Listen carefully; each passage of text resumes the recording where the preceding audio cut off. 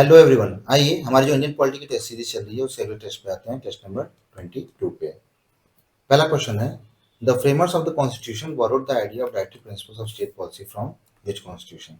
यानी जो हमारे कॉन्स्टिट्यूशन मेकर्स थे उन्होंने directive principle of state policy का आइडिया कहाँ से बोरो किया था?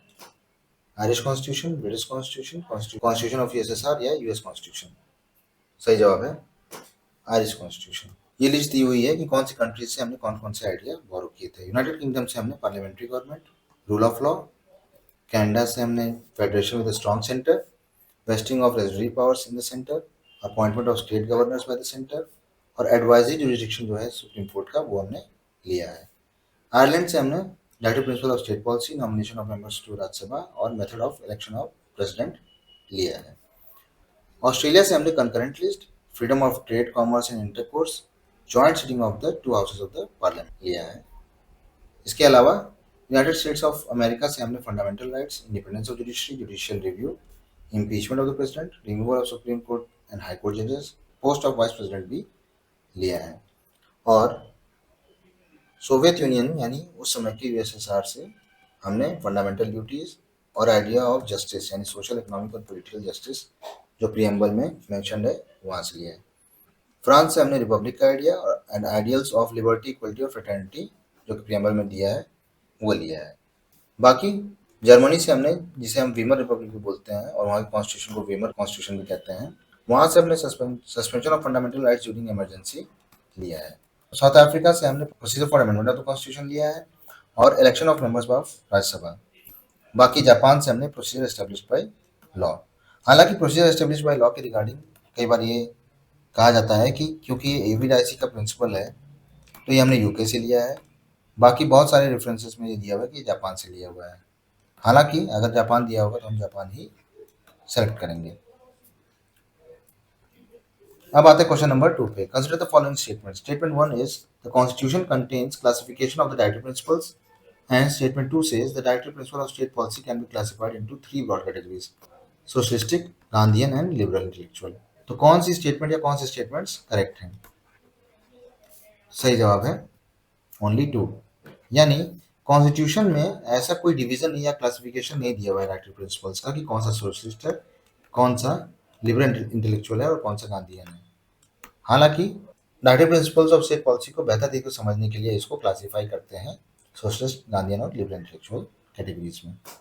थर्ड क्वेश्चन है, कंसीडर द फॉलोइंग पेयर्स। यानी कौन से पेयर्स करेक्टली मैच्ड हैं? Article 38 deals with state to secure a social order and promotion of welfare of the people. Article 45 deals with provision for early childhood care and education to children below the age of 6 years. Article 47 deals with duty of the state to raise the level of nutrition and standard of living and to improve the public health. यानी article 38 deal करता है social order को secure करने के लिए और welfare of the people को promote करने के लिए। आर्टिकल 45 अर्ली चाइल्डहुड केयर और education to children below the age of 6 years से डील करता है। और आर्टिकल 47 डील करता है duty of state to raise the level of nutrition and standard of living. यानी जो न्यूट्रिशन का लेवल है उसको रेज करने के लिए, स्टैंडर्ड ऑफ लिविंग को रेज करने के लिए और पब्लिक हेल्थ को इम्प्रूव करने के लिए। तो सही जवाब है ऑल, यानी सारे के सारे करेक्टली मैच्ड हैं। अब आते हैं क्वेश्चन नंबर 4 पे। Which of the following are Gandhian directive principles. यानी दिए गए डायरेक्टिव प्रिंसिपल्स में से कौन सा गांधीयन डायरेक्टिव प्रिंसिपल है? To minimize inequality in income, status, and facilities and opportunities, preservation of the health and strength of workers and children against forcible abuse, to take steps to secure the participation of workers in management of the industries, to promote cottage industry on individual or corporation basis in rural areas. यानी जो inequalities minimise करने के regarding provision है वो, या जो health and strength of workers के बारे में बात करता है और चिल्ड्रन को फोर्सिबल अब्यूज से बचाने की बात करता है, या जो पार्टिसिपेशन ऑफ वर्कर्स की बात करता है मैनेजमेंट ऑफ इंडस्ट्रीज में, या कॉटेज इंडस्ट्री प्रमोट करने की जो बात कहता है प्रोविजन वो। सही जवाब है टू प्रमोट कॉटेज इंडस्ट्रीज। अब आते हैं क्वेश्चन नंबर 5 पे। Which of the following directive principles of state policy were added by the 42nd Constitutional Amendment Act of 1976? यानी दिए गए डायरेक्टिव प्रिंसिपल में से कौन सा 42nd Constitutional Amendment Act 1976 से ऐड हुआ था? A. To secure opportunities for healthy development of children. B. To protect monuments, places, and objects of artistic or historic interest which are declared to be of national importance. To separate the judiciary from executive in public services of the state. या to promote the equitable distribution of material sources of the community for common good. यानी वो provision जो बात करता है opportunities को secure करने के लिए, बच्चों के हेल्दी डेवलपमेंट के लिए, या वो प्रोविजन जो बात करता है मॉन्यूमेंट्स, प्लेसेस और ऑब्जेक्ट्स जो आर्टिस्टिक और हिस्टोरिक इंटरेस्ट के हैं उनको प्रोटेक्ट करने के लिए, या ऐसे मॉन्यूमेंट्स, प्लेसेस और ऑब्जेक्ट्स जो आर्टिस्टिक और हिस्टोरिक इंटरेस्ट के हैं और इन्हें नेशनल इंपॉर्टेंस का माना गया है उसको प्रोटेक्ट करने के लिए, या वो प्रोविजन जो सेपरेट करने की बात करता है जुडिशरी को एग्जीक्यूटिव से जो कि पब्लिक सर्विस, स्टेट की पब्लिक सर्विस में है, या ऐसा प्रोविजन जो प्रमोट करता है equitable distribution of material resources for the of the community, यानी ऐसा प्रोविजन जो प्रमोट करता है equitable distribution of material source, यानी मटेरियल सोर्स का इक्विटेबल डिस्ट्रीब्यूशन होना चाहिए क्योंकि ये कॉमन गुड है। तो सही जवाब है A, to secure the opportunities for healthy development of the children. अब आता है क्वेश्चन नंबर 6 पे। How many new directive principle of state policy were added in the original list by the 44th constitutional amendment act of 1978, यानी 44वें संविधान के संशोधन से कितने नए डायरेक्टिव प्रिंसिपल्स ऐड किए गए थे ओरिजिनल लिस्ट में? 1, 2, 3 या 4? तो सही जवाब है 1। वो कौन सा ऐड हुआ था आप मुझे कमेंट्स में बताएंगे। अब आते हैं क्वेश्चन नंबर 7 पे। Consider the following statements. Article 45 was amended by the 88th constitutional amendment act of 2003।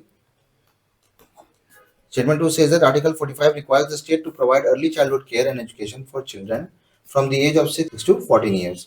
यानी स्टेटमेंट 1 ये कहता है कि article 45 88th constitutional amendment act 2003 के थ्रू अमेंड किया गया था, और आर्टिकल 45 ये रिक्वायर करता है कि स्टेट प्रोवाइड करेगा अर्ली चाइल्डहुड केयर और एजुकेशन उन सभी बच्चों को जो 6 साल से 14 साल तक के हैं। तो सही जवाब है नन। आर्टिकल 45 अमेंड हुआ था 86 कॉन्स्टिट्यूशन अमेंडमेंट एक्ट 2002 के थ्रू, और आर्टिकल 45 ये रिक्वायर करता है कि स्टेट प्रोवाइड करेगा अर्ली चाइल्डहुड केयर और एजुकेशन जब तक कि बच्चे 6 साल की एज नहीं पहुंच जाते हैं।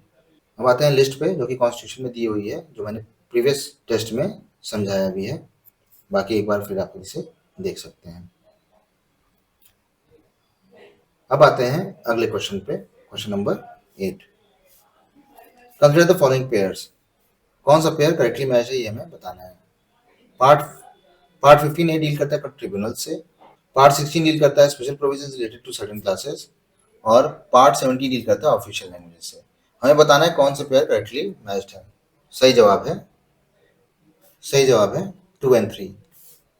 जो पार्ट 14 ए है वो डील करता है ट्रिब्यूनल से, बाकी दोनों करेक्टली मैच्ड हैं, और यहाँ पे मैंने लिस्ट दी हुई है।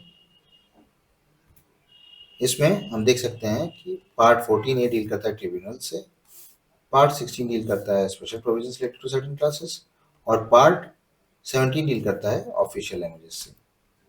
अब आते हैं क्वेश्चन नंबर 9 पे। Who recommended that the rights of an individual should be divided into two categories, justiciable and non-justiciable?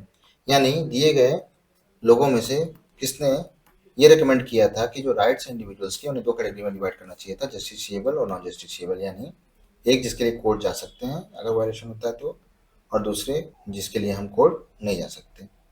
तो सही जवाब है इसका बी एन राव। अब आते हैं क्वेश्चन नंबर 10 पे। Statement 1, living wage is different from minimum wage, and statement 2 says that living wage includes education, health insurance, etc. in addition to the bare needs of life like food, shelter and clothing।